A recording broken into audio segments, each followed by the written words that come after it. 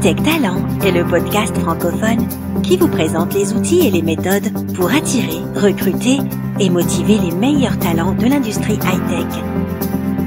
Cet épisode vous est présenté par Alexandre de Génaro. Bonjour à tous et bienvenue sur High-Tech Talent. Aujourd'hui, on va parler de structure d'entreprise et plus particulièrement des nouveaux concepts qui vous permettent de mettre en place des organisations plus agiles et beaucoup plus motivantes pour vos employés. Ces méthodes qui se nomment holacracy ou agile sont de véritables outils pour attirer, recruter et motiver les talents de votre industrie. Pour en parler aujourd'hui, j'ai le plaisir d'accueillir Fabien Jeanmart, qui est le fondateur du cabinet Clarity, basé à Liège, en Belgique. Psychologue de formation, Fabien a plus de 15 ans d'expérience dans le coaching, le recrutement et les ressources humaines, et depuis maintenant 3 ans, il accompagne petites et grandes sociétés à modifier leur organisation pour les rendre plus agiles, plus dynamiques. Il va donc nous expliquer en quoi consiste ce concept qui a énormément de succès aujourd'hui. Bonjour Fabien, merci d'être avec nous. Bonjour, c'est un plaisir. Fabien, est-ce que vous pouvez nous expliquer qu'est-ce que l'holacracy ? D'abord, venons sur le fait que ce qu'est une entreprise agile, ça me semble important à définir préalablement. La notion d'entreprise agile désigne généralement une entreprise qui est capable de s'adapter très rapidement à son environnement, aussi bien au niveau de sa stratégie qu'à celui des pratiques opérationnelles. On retrouve une notion primordiale quand on parle d'une entreprise agile, c'est la raison d'être de l'organisation, d'une équipe ou d'un rôle. Cette notion définit vraiment ce pourquoi nous faisons les choses. C'est en fait la notion de sens de notre action. Si vous le reliez à un autre théoricien américain bien connu, c'est le fameux Why de Simon Sinek. Et donc, l'holacracy dans ce mouvement agile, si vous voulez, est une méthodologie précise dans cette famille qui permet d'instaurer des règles extrêmement claires pour sa pratique et qui restructure l'organisation de sorte à ce que les équipes soient composées de petites structures, de petites équipes qui permettent de prendre des décisions de manière rapide et autonome. Et donc, contrairement aux entreprises traditionnelles qui sont, elles, conçues pour durer dans le temps, puisque elles émanent d'une structure datant du 19e siècle pour la plupart, la structure pyramidale, la structure de la séquence des tâches, c'est un petit peu le mode d'entreprise que l'on voit aujourd'hui. Ce système-là est conçu pour durer dans le temps et ça correspondait à une époque où les changements n'étaient pas aussi rapides et aussi importants qu'à l'heure actuelle. Et donc, dans ce type d'entreprise traditionnelle, généralement, bien sûr, c'est un peu provoquant ce que je vais dire là, mais chaque élément est interchangeable, ou quasi. D'ailleurs, ne dit-on pas traditionnellement que personne n'est irremplaçable. Et cela repose sur l'illusion du contrôle que l'on peut avoir sur les éléments futurs. C'est-à-dire que ces organisations de type traditionnel sont organisées de sorte à ce qu'on puisse faire des budgets prévisionnels, à ce que l'on puisse essayer de maîtriser les éléments du futur, mais ni vous ni moi n'avons une boule de cristal qui permet justement de maîtriser ces éléments futurs. Au contraire, l'entreprise de type agile n'essayera pas de maîtriser les événements du futur, mais sera plutôt organisée de telle sorte qu'elle puisse faire face rapidement aux différents changements qu'impose l'évolution, tant technologique qu'humain et organisationnel. Contrairement, évidemment, aux entreprises traditionnelles où ces entreprises sont obligées périodiquement, je parle d'une période de 5-10 ans, de se restructurer complètement avec des vagues de licenciements importantes et puis de réengagement pour de nouveau faire face à la demande. Donc, ce système d'entreprise agile, ce système on parle de l'holacracy, va vraiment permettre de donner à l'entreprise des armes qui vont lui permettre de faire face de manière très rapide aux différents changements que l'entreprise va subir au cours de son évolution, contrairement aux entreprises traditionnelles. D'accord, ok. Donc, c'est une méthodologie qui va nous permettre vraiment de faire face aux différents événements et de réagir plus vite, de prendre des décisions plus rapidement. Et du coup, concrètement, comment est-ce que ça se met en place dans une entreprise ? On va dire, quelles sont les principales actions que vous mettez en place ? On entendait parler de se passer de certains niveaux hiérarchiques parfois. Qu'est-ce qui se met en place dans une situation comme ça ? Disons que l'objectif fondamental, comme je vous le disais préalablement, l'objectif est de rendre les équipes autonomes, ce qui permet évidemment d'augmenter la vitesse dans la prise de décision et dans leur exécution. Donc, Ce que l'on va faire, si vous voulez, l'holacratie c'est un nouveau système, donc ça va réorganiser, si vous voulez, les interactions entre les individus de manière à ce que chacun soit beaucoup plus autonome et puisse prendre des décisions qui sont directement liées à leur rôle. On va différencier également dans l'holacratie le rôle de la fonction. Encore une fois, au sein d'une entreprise, en holacratie, une personne pourrait très bien avoir différents rôles au sein de l'organisation et dans différentes petites équipes, dans ce qu'on appelle les cercles en holacratie. Donc, pour répondre à votre question, comment allons-nous faire? Eh bien, déjà, on va retravailler, si vous voulez, l'ensemble de l'organisation, l'ensemble de la structure de l'organisation. On va redéfinir, si vous voulez, la manière dont les personnes vont interagir entre eux au travers d'une méthodologie qui se fait étape par étape et que, dans ce cas-ci, on nomme l'holacratie. D'accord, ok. La question qu'on se pose souvent quand on parle de plus d'autonomie des équipes, des individus, on pense au risque. Est-ce que ça apporte pas plus de risques à une entreprise, justement, de donner plus d'autonomie? Alors, oui, tout à fait.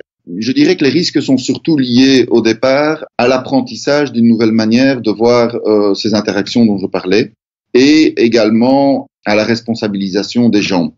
C'est pour ça qu'en holacratie, il y a un cadre très clair, très rigoureux et très précis qui est installé au travers notamment de ce qu'on appelle la Constitution.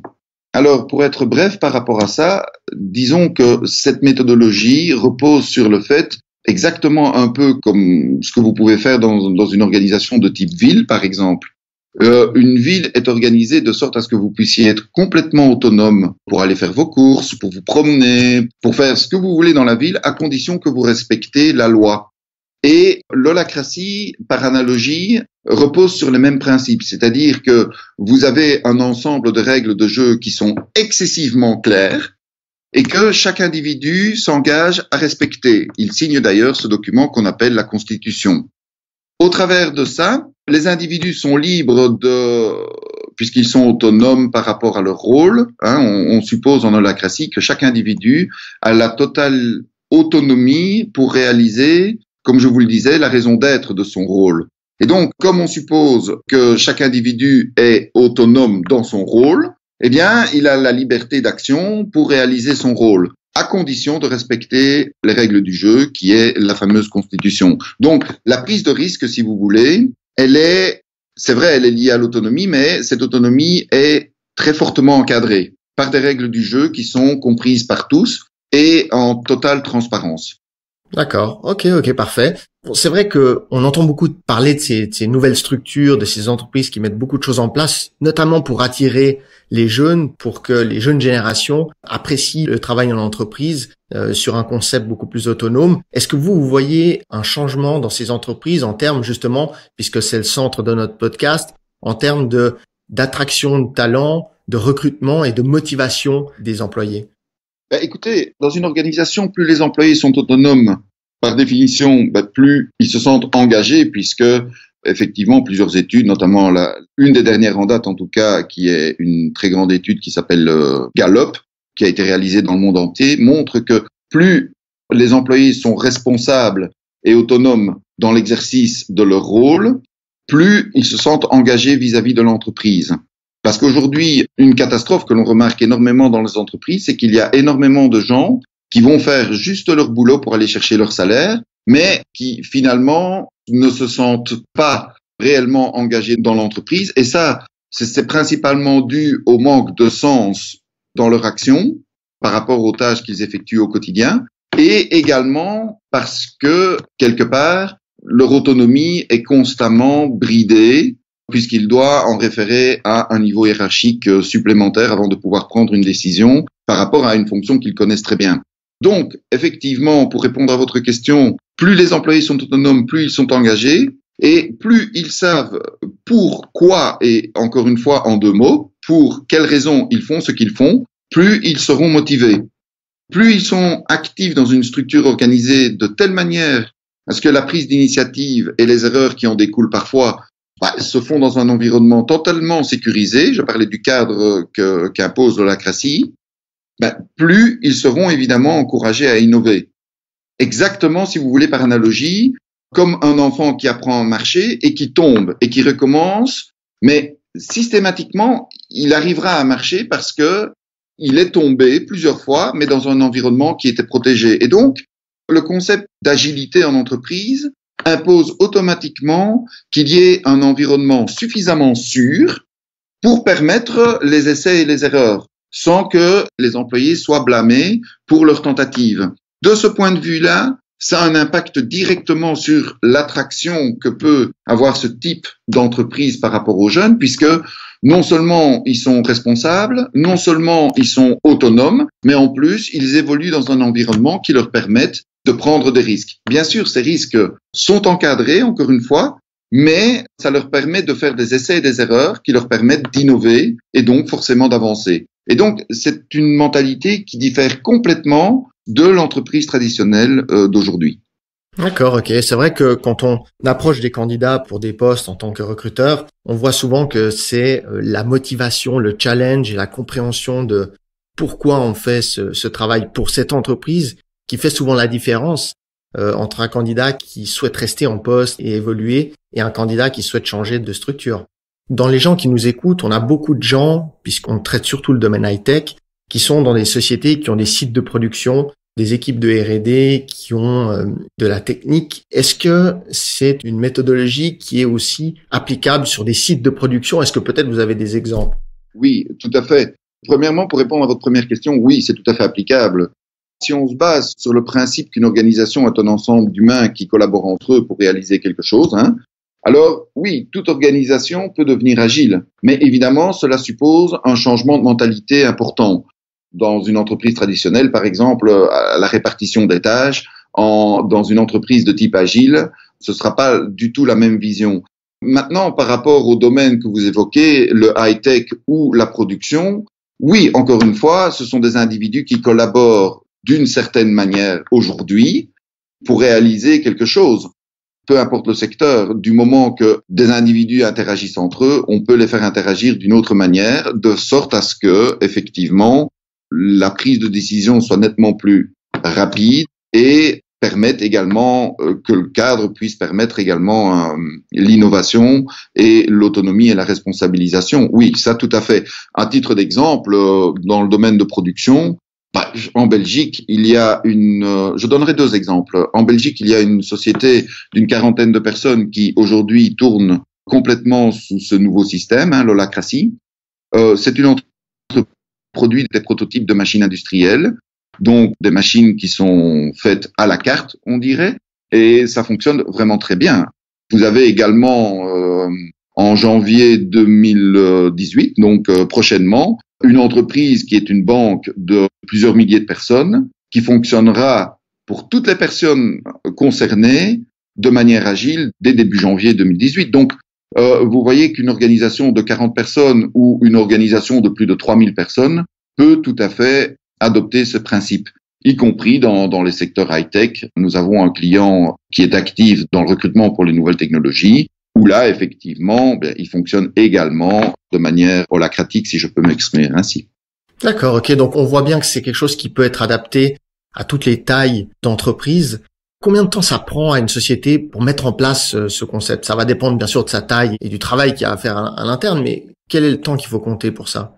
Oh là là, c'est une question complexe, mais disons que de par notre expérience en Belgique, comme vous l'avez mentionné, ça dépend essentiellement de la taille de l'entreprise, du nombre d'individus qui doivent rentrer dans ces nouvelles pratiques.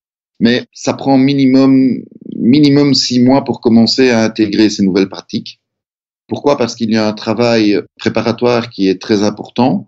Nous, chez Clarity, on essaye vraiment d'envisager en amont les impacts qu'auront ce type de changement sur un ensemble de paramètres, sur la manière de recruter, sur la manière de récompenser la performance, sur la manière de rémunérer les gens, etc. Donc, on essaye d'avoir une vision vraiment globale, préalablement avant tout changement, toute implémentation de changement au sein de l'entreprise. Ce processus demande au minimum 3 mois et 3 mois durant lesquels nous sommes en interaction fréquente avec forcément l'entreprise, voire même sur place, même souvent sur place d'ailleurs. Et puis, après ces 3 premiers mois, on peut commencer à l'implémenter. Disons que ça va prendre 3 bons mois pour que le système commence à être compris. Donc là, on en est déjà à 6 mois et vous devez compter 1 an pour que ça commence vraiment à bien tourner, je dirais. Ça a été notre expérience à plusieurs reprises, en Belgique en tout cas. Ok, d'accord, parfait. Et Fabien, si un auditeur, on a beaucoup de gens qui ont des petites entreprises, souhaite de lui-même déjà mettre en place un peu ce concept ou essayer de mettre en place une structure un peu plus agile, qu'est-ce que vous lui conseillez de faire s'il n'a pas la possibilité d'être accompagné par un consultant comme vous ou par une entreprise? Qu'est-ce que vous lui conseilleriez de mettre en place? Quels sont les points pour vous les plus importants? Alors, je dirais la première chose à faire, c'est l'information. Que cette personne s'informe. Pour ça, vous avez des livres qui sont vraiment très bien faits, comme le livre de Frédéric Laloux, Reinventing Organizations, qui existe également en français. Ce livre est une étude qui regroupe différentes entreprises qui fonctionnent d'une autre manière, donc de type agile, maintenant nommons-les, et qui en tire des points communs dans toutes ces entreprises. Il est intéressant d'avoir une vision globale de comment ces entreprises fonctionnent. Qu'est-ce qu'elles ont mis en place? Si vous voulez, c'est une analyse de cas multiples. Il en sort, si vous voulez, une certaine approche. Et donc, c'est intéressant déjà de voir, comment peut-on effectivement approcher ce type de changement? Ça, c'est la première étape. Deuxièmement, il est tout à fait possible d'implémenter soi-même ce type de changement. Pour cela, je vous conseille, si vous êtes intéressé par l'holacratie, par exemple, ou si nos auditeurs sont intéressés par l'holacratie, bien, le site d'holacracy1 en un mot.org est très bien fait à ce sujet et donne de nombreux outils pour pouvoir commencer vous-même l'implémentation. Maintenant, évidemment, il y a des tas de risques liés à ces pratiques. C'est comme l'automédication. Si vous le faites en tant que personne responsable, c'est pas dangereux. Maintenant, encore une fois, ça présente des risques et la pratique seule peut présenter des risques également, comme par exemple le fait que vous instaurez, je parle pour l'holacratie que je connais bien, vous instaurez ce système et la personne qui l'instaure veut bien sûr permettre d'avoir une autorité distribuée dans toute l'organisation, mais paradoxalement, cette personne sera la seule à être très bien informée sur ce qu'est l'holacratie, puisqu'elle aura étudié le concept, elle tentera de le mettre en application, et donc risque si vous voulez, de devenir une espèce de gourou intellectuel, et donc une autre forme de chef. Et donc, de ce fait-là, et nous connaissons en Belgique des sociétés qui l'ont fait toutes seules, et dont l'initiative a été amenée par le directeur de l'entreprise en question, mais au final, effectivement, il n'y a plus d'autorité hiérarchique, mais il y a une forme d'autorité à ce moment-là de type intellectuel où il devient un peu le dépositaire de la connaissance de type holacratique, où tout le monde revient vers lui pour lui demander des conseils, etc. Donc finalement, il a instauré un autre type de hiérarchie qui n'est plus une hiérarchie de type autorité, mais qui est une hiérarchie de type, je ne sais pas la décrire autrement qu'intellectuel. Il est un peu le gourou de son entreprise, et donc c'est une autre forme d'autorité formelle. Et donc, c'est un biais à prendre en compte en tout cas. Ouais, d'accord, parfait. Donc, l'important, c'est vraiment de bien se renseigner sur la méthodologie, sur la manière de l'implémenter, et comme vous dites, de donner de l'autonomie à sa structure, à ses employés, c'est que eux également soient bien formés et comprennent bien ce concept pour qu'ils puissent tourner. Fabien, on arrive gentiment au terme de cet épisode. Où est-ce qu'on peut vous joindre? Comment est-ce qu'on peut peut-être suivre votre travail? Quelles sont les possibilités de vous contacter?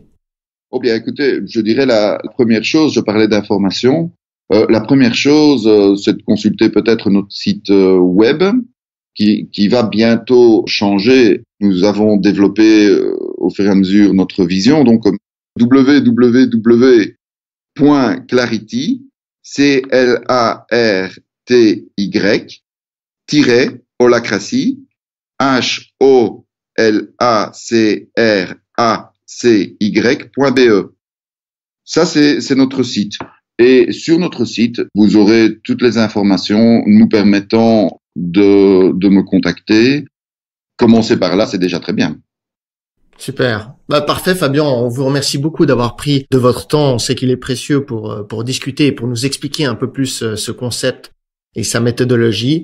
On vous souhaite beaucoup de succès dans votre démarche et dans vos prochains projets. Je vous remercie beaucoup. Au revoir, Fabien. De même. Au revoir. Avant de nous quitter, sachez que toutes les informations citées dans cette discussion, ainsi que les liens, sont disponibles dans les notes de cet épisode sur le site hightech-talent.com. N'oubliez pas que vous pouvez directement suivre et écouter ce podcast sur iTunes ou en téléchargeant l'application Podbean sur votre mobile.